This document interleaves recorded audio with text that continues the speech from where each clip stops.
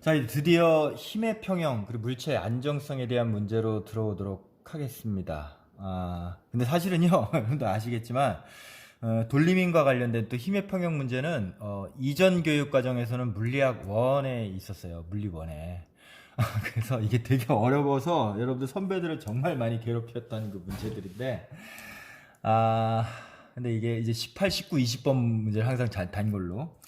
근데 이제 이게 물리학 2로 옮겨왔죠. 근데 여러분들 그때 이전 교육과정 그 문제처럼 많이 어렵게 나오진 않아요. 여러분들. 그 방법만 잘 알고 있으면 되니까. 근데 어쨌거나 이 힘의 평형을 얘기하기 전에 일단은 돌림힘, 그 다음 무게중심이 뭔지에 대해서 좀 개념을 잡고 들어가야 돼서 이 얘기를 좀 시작하겠습니다. 음, 근데 일단 여러분들 좀 제가 또 먼저 말씀드리고 싶은 게 뭐냐면요. 우주의 운동, 물리학에서 말하는 물체의 그 운동은 크게 세 가지 정도로 이제 구분이 돼요. 하나는 이른바 병진 운동, 병신 운동이 아닙니다. 병진 운동이라고 그러죠. 그러니까 이건 뭐 이른바 우리가 말하는 그 보통 운동이에요. 그냥 이렇게 앞으로 갔다 뒤로 갔다 뭐 이렇게 하는 뭐 이렇게 뭐 꺾이는 방향이 바뀌는 운동. 우리가 지금 이른바 지금까지 계속 풀어왔던 바로 그 운동이 병진 운동입니다. 약간 좀 말이 어렵죠. 어쨌든 이런 게 있고, 왜냐하면 이게 이 입자로 생각하는 게 아니고 사실은 그 시스템으로 생각하면 이 물체가 되게 움직임이 복잡하거든요, 사실은요. 근데 어떤 운동을 얘가 앞으로 가는 이렇게 운동, 이 전체 시스템이 이렇게 전진하는 운동을 하는 경우도 있고, 또 아까 뭐예요? 이렇게 뭐요? 빙글빙글 도는 회전 운동을 하는 경우도 있죠. 근데 이 회전 운동은 우리 입자 차원에서는 또 뭐하고도 관련이 있냐면 원운동과 관련이 있습니다. 원운동도 일종의 회전 운동이다. 이렇게 좀 생각하시면 되고, 또 뭐가 있냐면 두 물체가 어때? 사이의 간격이 자꾸 이렇게 벌어졌다가 이 운동 있죠. 예. 무슨 운동? 다시 원상복귀하는, 뭐 압축이 됐다가 다시 원상복귀하는 이런 운동. 예, 진동 운동이 있어요. 그래서 이거 참 이 동영상으로 뭔가 해서 하여튼 예. 일단은 이렇게 병진, 회전, 진동 이렇게 세 개의 운동이 있다. 그래서 보통 그 화학에서는 이원자 이상기체를 따지는 경우도 있거든요. 이원자 이상기체는 마치 이런 것과 같죠. 두 개 물체가 산소 분자 같이. 근데 여기를 이렇게 보통 이렇게 용수철로 이렇게 연결된 두 개의 어떤 공같이 이렇게 좀 표현을 하기도 해요. 이 입자가 어떻게 해요? 이렇게 움직이는 게 이제 병진 운동이고, 근데 이렇게 움직일 때마다 그냥 이렇게 움직이는 게 아니고 이렇게 빙글빙글 돌기도 하죠. 그 돌기도 하는 운동이 회전 운동. 그 다음에 요 두 분자 사이의 간격이 항상 일정하지 않아요. 이렇게 진동하기도 하거든요. 가까워졌다 멀었다 가까워져서 이 반복하는 진동 운동. 그래서 그 이상기체 이원자 분자의 뭐 이상기체를 설명할 때 크게 세 개의 운동이 있다 이렇게 지금 해석하기도 하는데, 어쨌거나 물리에서 말하는 운동은 이렇게 세 가지가 있다. 병진 운동은 어떤 거? 보통 우리는 F는 MA 요걸로 이제 분석해서 이제 문제를 풀어나가는 거고, 회전 운동은 뭐야? 바로 원운동이라 그랬다. 이때 작용하는 힘은 뭐다? 90력. 일단 요거. 그리고 여기서 말하는 돌림인 토크 이런 게 있다. 그 다음에 진동 운동은 또 뭐예요? 요런 형태로 나오는 거죠. 요런 형태로요. 마이너스 KX 형태로 나오는 힘. 뭐요? 이거 우리가 복원력이라는 이름을 지었죠. 어때요? 물체가 움직이는 방향에 항상 반대로 작용하는 힘. 얘가 또 이쪽으로 움직이면 또 어때? 이쪽 방향으로 힘이 움직이는. 그리고 거리가 원래에서 멀어지면 멀어질수록 오히려 힘이 더 커지는 힘. 멀어질수록 오히려 힘이 더 커져서 다시 원상복귀되는. 이러한 힘이 물체에 작용하면 어떻게 된다? 그 물체는 진동한다. 어떤 구심력이 작용한다. 물체 운동 방향에 지속적으로 수직인 방향으로 힘이 작용한다. 이 물체는 무슨 운동한다? 원운동한다. 그리고 이때 회전력이라고 하는 토크. 이거는 이제 돌림이 지금 우리가 지금 다룰 거고요. 그 다음에 보통 우리 뭐 문제 풀 때는 이제 MA. 이렇게 지금 세 가지의 운동이 있다라는 거 좀 잠깐만 이제 기억을 해주셨으면 좋겠어요. 예. 자, 그 중에 구심력 회전 운동으로서의 토크는 여기서 배우고, 구심력은 이제 우리 또 나중에 원 운동할 때 배울 거고요. 진동운동도 나중에 단진자 할 때 배울 거예요. 그래서 물리학 2는 세계운동을 그래도 다 배우게 되네요. 자, 돌림힘 한번 보겠습니다. 돌림힘은 여러분들 세 가지를 기억하면 됩니다. 이게 지금 제 동영상이니까 그냥 이렇게 할게요. 돌림힘의 3요소 세 가지를 기억해 두십시오. 뭐라고요? 쪽팔림. 이게 동영상이니까 이렇게 얘기하는 거예요. 뭐라고요? 쪽팔림. 이렇게 세 가지 요소가 있다. 어떻게? 촉이 있고 축이 있고 그 다음에 어때? 팔이 있고 팔이 있고 그 다음에 작용하는 뭐가 있다? 힘이 있다. F라고. 뭐라고? 축, 팔, 힘. 예. 그래서 쪽팔임 이렇게 지금 돼 있다. 보통 그래서 여다지문 한번 생각해서 여다지문 어떻다고요? 여다지문? 예. 여기 경첩 달린 부분 여기 있잖아요. 여기가 축이고 그 다음에 가만히 생각해보면 항상 손잡이가 어디 달려있죠? 왜 여기 안 달려있어요? 손잡이가요? 왜 여기 안 달려있죠? 왜 여기 항상 그 끝에 달려있어요? 왜냐하면 이쪽에서 미는 게 훨씬 더 문을 열기가 쉬우니까. 무슨 말인지 아시겠죠? 그래서 손잡이를 내가 딱 대고 문을 여는 순간에 어떻게 돼? 얘는 돌죠. 예, 도는 무슨 힘이 생긴다? 회전하는 힘, 즉 돌림 힘이 생긴다. 이런 거예요. 축, 팔, 힘. 그래서 팔의 길이를 R이라고 하고 힘을 F라고 하면 이때 돌림 힘은 어떻게 정의가 되냐면 보통 우리 토크라고, 이건 토크라고 있습니다. 토크. 그리스 문자로는 뭐라고 하냐면 타우라고 읽어요. 타우라고 읽는데 지금 토크는 크기는 어떻게? 크기는 이거는 벡터니까 크기와 방향이 다 있습니다. 크기는 R 곱하기 F. 8 곱하기 힘. 이게 참 재밌죠. 그러니까 힘뿐만 아니고 모두 팔 길이도 길어지면 길어질수록 돌림의 크기가 커진다. 방향은 어때요? 방향은요? 지난번에 기억하시죠? 이게 벡터 곱으로 표현하면 타우는 어때? R 곱하기 F가 됩니다. 이제 이해가 가시죠? RF 오른손 법칙 이쪽 방향으로 돌리니까 사실은 이게 어느 방향? 이 타우의 방향은 들어가는 방향인데 엄지 방향. 근데 이제 우리 돌림 문제 풀 때는 이런 식으로 하지 않겠습니다. 방향은요 이렇게 하지 않고요. 원래는 이렇게 써야 되겠지만 어떤 방향? 두 가지 방향밖에 없어요.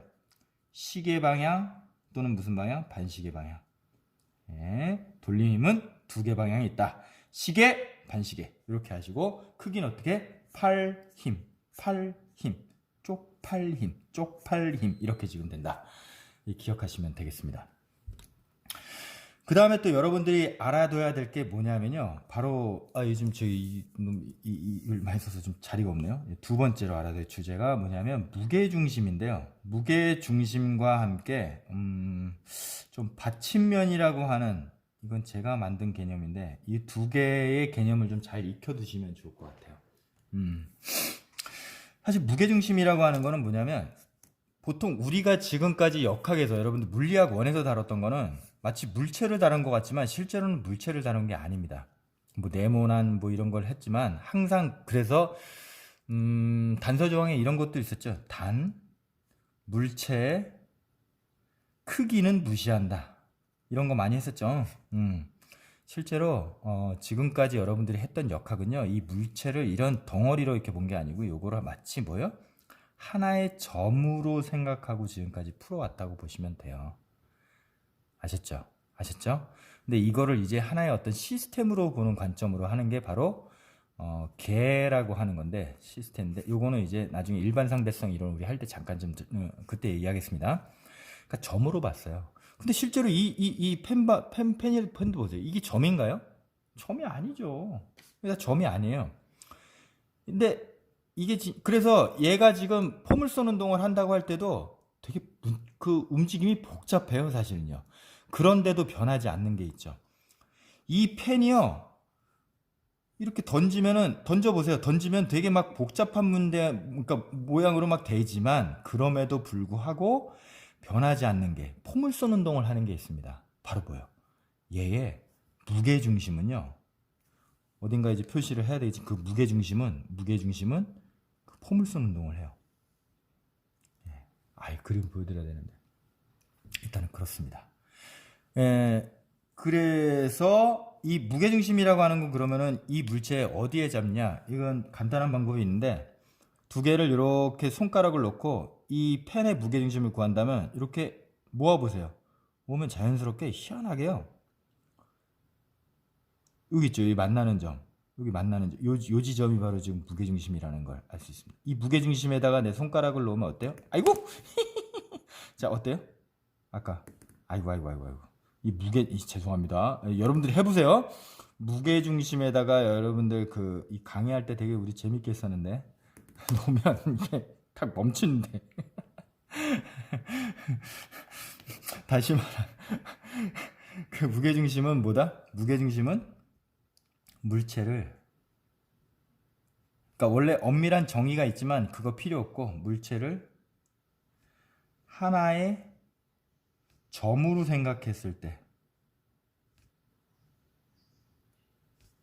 그 위치를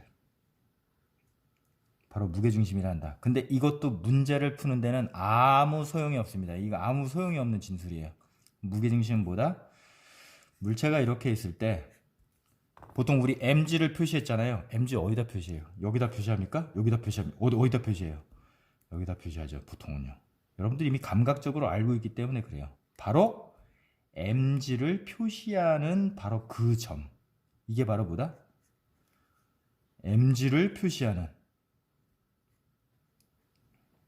이 점. 요게 바로 뭐다? 요게 바로 무게중심이다. 이렇게 지금 이렇게 하시면 될 것 같습니다. 생각하시면 될 것 같아요. 이게 문제를 풀 때 매우 유용합니다.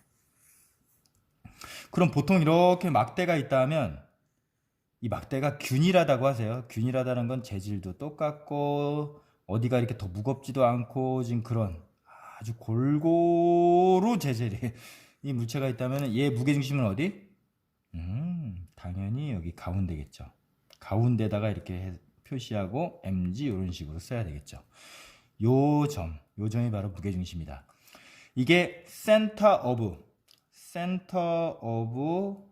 또 자신 없는데 center of gravity 이렇게 해가지고 보통 CG라는 표현을 써요. 저도 이제 CG라고 이렇게 표시할게요. 무게중심. center of mass도 있어요. center of mass도 질량중심이라고 그러죠. 무게중심이랑 거의 같다고 보시면 됩니다. 아시죠? 요거 꼭 기억해 두십시오. 그 다음에 제가 지금 여러분들하고 같이 수업 시간에 했던 활동지 중에 이거 다 링크에 있습니다. 요런 게 있었죠. 그럼 왜 무게중심이 중요하냐? 이게 물체의 안정성과 관련이 있기 때문에 그렇습니다. 이거 보세요.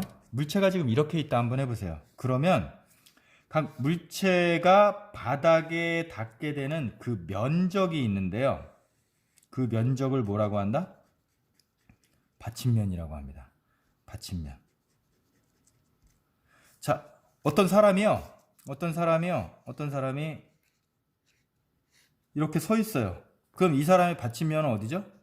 예, 여기서부터 여기까지가 받침면이에요. 여기가 받침면이에요. 받침면. 사람의 그 무게중심이 어디 있다 그랬어요?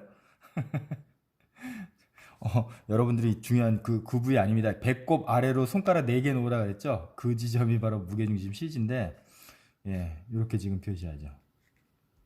자, 근데 이 받침면이 왜 중요하냐면, 이 무게중심이 이 받침면의 영역 안에 들어와 있으면, 무게중심이 이 받침면의 영역 안에 들어와 있으면, 이 물체는 어떻게?